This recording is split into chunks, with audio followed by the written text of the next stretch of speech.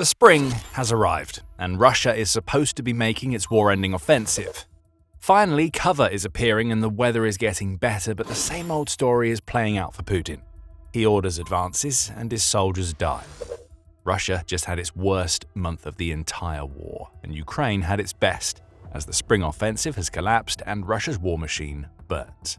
Record casualties, a new milestone reached, and an advance rate so humiliating that Russia may as well have spent March doing absolutely nothing, are all lowlights for Putin that we're going to explore as the video goes on. But we're going to start with what Ukraine has done directly to make March 2026 the worst month of the war so far for Putin's forces. And we can sum that up in 3 words. Ukraine hit everything. As Russia begins its spring push that is supposed to deliver the inevitable into Putin's lap, Ukraine has been amplifying its deep strike strategy to a level that Russia never expected. Strategic targets have been hit all over Russia in what Euromaidan press dubs a March harvest. 5 factories, 10 oil refineries, oil plants and air defenses have all been destroyed, with Ukraine's Ministry of Defense itself stating that March 2026 has been one of the largest months in terms of the sheer number of strategic targets that Ukraine has hit inside Russia itself. Let's start with the factories then. 5 of Russia's key factories have been hit over the course of the month, starting with the Kremlin plant, which is in the border region of Bryansk. Known as one of Russia's largest microelectronic enterprises, this factory is where Russia makes the microchips that are later placed inside its Iskander ballistic missiles, as well as in its air defenses. Ukraine has ruined this factory by taking out a production building and a component warehouse used to store the equipment that Russia needs to make its missile chips. Russia's entire missile supply chain fell apart with this one strike. For the next 6 months, Russia won't be able to make the microchips it needs for many of its missiles. Repairs have to be completed, and with Bryansk being so close to the border with Ukraine, we're willing to bet that the Security Service of Ukraine, or SBU, is watching and waiting for Russia to get just about so far with its repair work before another drone or 10 is launched to take out the Kremlin plant once again. But that's just one of 5. In Ulyanovsk, Ukraine hit the Aviastar aircraft plant, taking out a climate-controlled shelter and several of the Il-76 and Il-78 aircraft being stored at the plant. Aviastar makes and maintains heavy transport aircraft, Euromaidan press reports, so losing it has a crippling effect on Russian logistics. No heavy cargo aircraft means a slowdown in the shuttling of equipment and troops throughout Russia and Ukraine. Plus, Ukraine took out a plant that keeps Russia's aerial refueling tankers in good condition, so we'll see an impact on Russia's aerial power too. The hits keep on coming with the 123rd Aircraft Repair Plant, which is in Staraya Russa in the Novgorod Oblast of Russia. Yet more of Ukraine's rained down and they hit hangars storing Il-76 aircraft, along with hitting missile defense aircraft and the storage facilities Russia uses to keep its anti-aircraft missiles safe. This was yet another blow against Russia's aircraft maintenance facilities, which, in turn, puts even more pressure on Russia's internal logistics. Next up was Alchevsk and the metallurgical plant that carries the region's name. Ukraine's strike caused a massive fire at the facility, which builds artillery shell casings and is involved in the production of the armored steel that is used in a lot of the military equipment required by the Russian armed forces. So bye-bye mechanized assaults. And finally there's Sevastopol, where Ukraine hit granite. Why does that matter? Granite is an innovation center, and according to Ukraine's Ministry of Defense, it's the only center that Russia has in Crimea that is capable of repairing S-400 air defense systems. You can guess what this means. More strikes against Crimea are incoming, and Russia won't be able to do much about them as its S-400 network falls apart. This is bad for Russia, and we're just getting started. The Kremlin is already responding to Ukraine's strikes by trying to move its production facilities as far away as possible. That's what's happening with the Roscosmos facility that was in Khimki, which is in the Moscow region. That facility is being moved to Omsk, which is in Siberia and the Ural Mountains region of Perm, in what Roscosmos is trying to frame as a move being made to increase efficiency. That makes sense. We all know that efficiency is achieved by moving your production plants as far away from the places where they're most needed. It's all nonsense, of course. Roscosmos is moving its plant away from the Moscow region because it's been watching what happened in March, and it knows that Moscow is well within range of Ukraine's drones. This isn't a move made for efficiency. It's literally running away from the problem. And can you blame Roscosmos? After all, it's not like Ukraine is showing any signs of slowing down with its strikes against Russia's industrial complex. On April 4th, United 24 media reported that SBU drones had scored another successful strike against the Alchevsk metallurgical plant that we just mentioned. That's the second hit in a month, and it shows us that Ukraine has a strategy in place. Everything that Ukraine has hit once is probably going to be hit again. And if there's anything that shows us how effective that particular strategy is, it's what Ukraine has been doing to Russia's oil sector throughout March. Ports and refineries are burning. In Afipsky and Albashineft, a pair of refineries were hit by Ukraine's drones. Both made diesel fuel, which is transported from the facilities to Russia's southern military group in Ukraine. In Novorossiysk, Ukraine hit the Sheskaris oil terminal and launched a devastating attack against Port Kavkaz. Those are hubs that Russia relies on to transport oil via the Black Sea to its customers, as well as to get fuel to the warships in the Black Sea Fleet. In Saratov, another refinery was hit, and the same happened in Kirishi and Yaroslavl. What we see here is the whittling away of Russian resources that are responsible for creating aviation fuel, along with other products that stabilize Russia's domestic fuel sector. Then there were the headline strikes, Primorsk and Ust-Luga. Both are homes to ports Russia needs to keep its oil exports flowing throughout the Baltic Sea and onto its customers around the world. And both have been hit again and again by Ukraine during the latter half of March. Remember, this is the strategy we told you about. Hit it once, let Putin know that the drones can reach it, and before Russia can do much of anything to respond, hit it over and over again until it's gone. Ust-Luga was hit 5 times in March, with strikes being recorded on March 22nd, 25th, 27th, 29th, and 31st. Reuters reports that Ukraine has hit the Primorsk oil terminal so many times that at least 40% of the terminal's oil storage facilities have been lost forever. Back in Ust-Luga, the terminal was still on fire 7 days after Ukraine carried out its first strike, as highlighted in pictures shared on X by the Special Kherson Cat open source intelligence account. There is no chance for Russia to claim that this was a minor strike, or that Ukraine's drone debris did a little bit of damage. One of Russia's most important ports is a smoke-filled, fiery hellhole, and no matter how hard the fires are fought, they keep on growing and are being made worse with every strike that Ukraine completes. Here's where this gets really serious for Russia. In a March 25th report, the Kyiv Independent called what was happening a historic low, as Russia's oil exports plummeted off a cliff. Bear in mind that there were more Ukrainian drones to come, especially at Ust-Luga. Ukraine had essentially halted 40% of Russia's entire export capacity with its attacks against Primorsk, Ust-Luga, and others, stopping Russia from selling its oil at a time when the war in Iran has led to prices for a single barrel rocketing up to and beyond $100.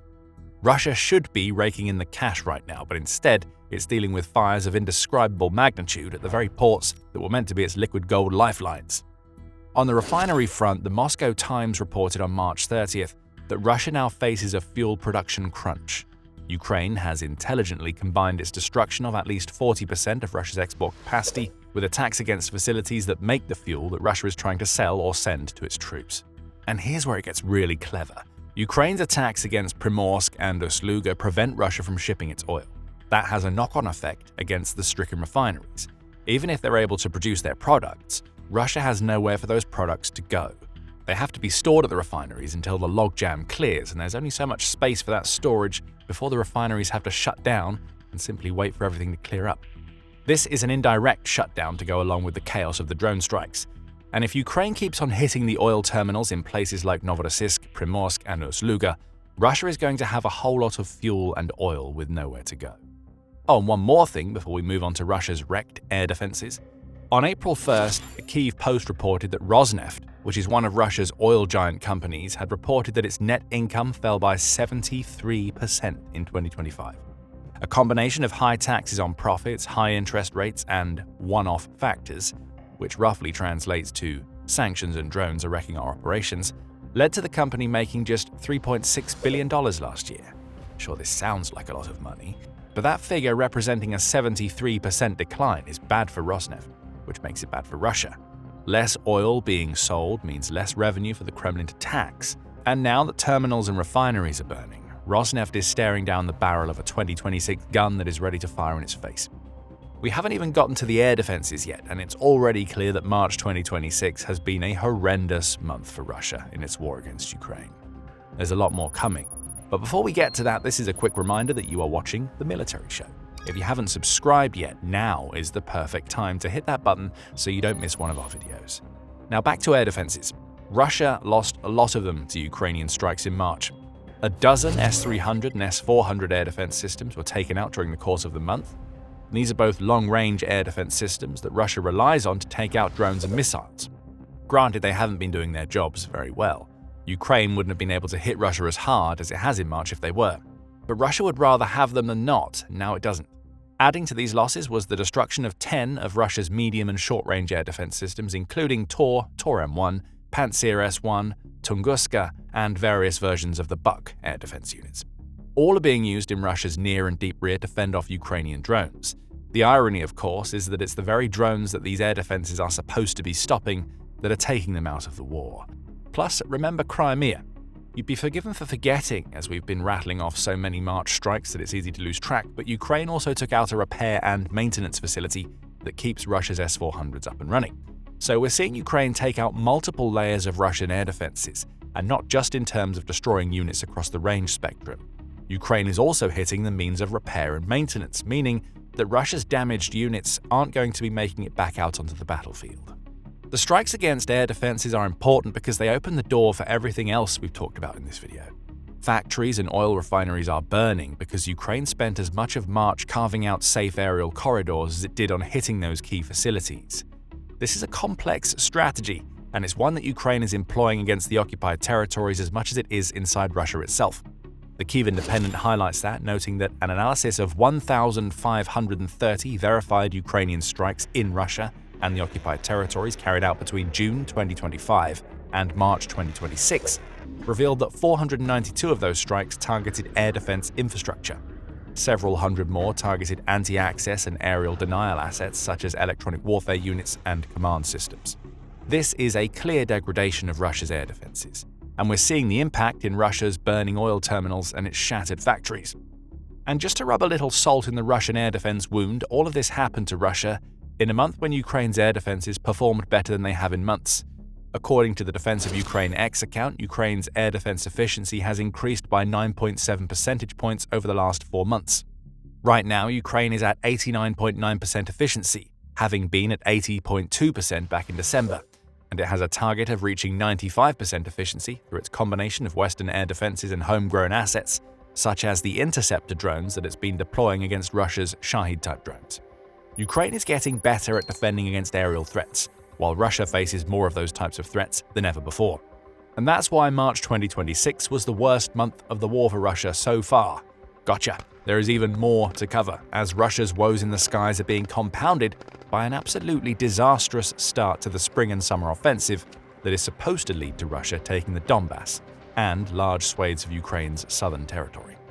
Putin would have hoped he could console himself with gains in Ukraine even as factories, oil infrastructure, and air defenses burned. Putin was wrong. Heading to the ground, we see that March 2026 was the first month in 2.5 years that Russia made precisely no net gains on the ground in Ukraine. That's according to The Independent, which points out the same month saw Ukraine recapture 9 square kilometers, or about 3.47 square miles, of its own territory, as Russia's ground assault has been rattled by continued communications problems caused by the loss of Starlink and Putin's own campaign against the Telegram messaging app. What this tells us is that the spring offensive, which has been marked by Russia launching more assaults against Ukraine's defenses in March than it has at any other time in 2026, has gotten off to a bad start. Scratch that. This is the equivalent of an Olympic sprinter hearing the starting gun and running backwards before falling flat on their face. If Putin were paying attention, he might have seen this coming. Russia's gains in Ukraine have been slowing down for a long time, as the Institute for the Study of War pointed out in a March 31st assessment of Russia's invasion of Ukraine. It says that the period between October 2025 and March 26 saw Russia seize just 1,929.69 square kilometers, or about 745.06 square miles of Ukraine. That's already a low figure, but it even pales in comparison to the October 2024 to March 25 period, when Russia was able to capture 2,716.57 square kilometers, or about 1,048.87 square miles of Ukraine. Russia's forces are stalling out on the ground even as the spring offensive officially gets underway. And they've just hit the grimmest of milestones. As Putin feeds more meat into the grinder, Russia has surpassed 1.3 million casualties in the war. That's according to Minfin, which puts its official figure at 1,303,550 casualties as of April 5th. That's a catastrophic number of losses. It's certainly more than the losses experienced by any modern military. For context, the US and its coalition allies suffered 3,486 deaths during Operation Enduring Freedom in Afghanistan, per the UK's Help for Heroes charity. That was an operation that lasted for 13 years, between October 2001 and December 2014. Russia hasn't even hit a third of that time in its Ukraine invasion, and it's suffered a casualty count that makes it seem like Putin is waging a war against his own military. March was a big contributor to getting Russia over the line and reaching a new milestone that no modern military should ever reach. March 17th saw Russia record a record-breaking day as it lost 1,710 of its soldiers, which is the most recorded in 2026 so far. It's only going to get worse for Putin. As Russia's latest offensive intensifies, it seems almost inevitable that we're going to see several days where Russia burns through more than 2,000 of its soldiers in 24 hours. Compounding this issue is that March was yet another month when Russia's volunteer recruitment was lower than its losses on the battlefield. Confirmed Russian losses were 89,000 between January and March 2026. United 24 Media reported on April 1st. The real number is likely much higher, perhaps even veering above 100,000, as these are only losses that Ukraine has been able to confirm on camera. The same period has seen Russia recruit just 80,000 new soldiers, the same outlet reports. That means it's well behind its target of recruiting 409,000 by the end of 2026, and it's falling below target at a time when its casualty count is on the rise. None of this is good for Putin. So how has Russia's failing president responded? If you think he's going to change Russia's approach or do anything that could reverse the flow of losses on the battlefield and inside its own territory, then you haven't been paying attention for the last 4 years. Putin has no new ideas. But what he and his Kremlin cronies do have are threats. Hilariously, Russia has looked at the shambles that March 2026 has proven to be and decided that now is the perfect time to tell Ukraine that it needs to cede the Donbass. On March 31st, Ukrainian President Volodymyr Zelensky reported that Ukraine has been told by Russia that it must withdraw its forces from the Donbass within the next 2 months. Putin's mouthpiece, Dmitry Peskov, has doubled down on this demand, stating that Zelensky should make this decision for the sake of Ukrainian troops right now to save them from the horror that Russia is going to inflict. Has Putin been watching the same war as everybody else?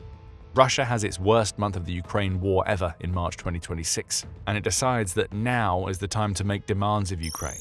Withdraw from the Donbass, and Russia promises to stop losing record amounts of troops and air defenses, and will also be gracious enough to allow Ukraine to stop hitting our oil infrastructure and factories. It's a ridiculous demand, and it shows how disconnected the Kremlin is from the realities of what's happening on the battlefield and inside its own territory. This is Russian desperation. And if March 2026 is any indication, there will be no withdrawal, just more firepower delivered to Russia by a Ukrainian military that is in a very clear resurgence. The march from hell may be over, but worse is to come for Russia. Putin's narrative of an overwhelming force coming to topple Ukraine has collapsed. Experts are saying that Ukraine is finishing this war, as we're hitting a turning point that goes anywhere but Putin's way. Find out more in our video, and remember to subscribe to the Military Show for more coverage of the latest developments in Ukraine's defense of its territory against Russian aggression. And thank you as always for watching.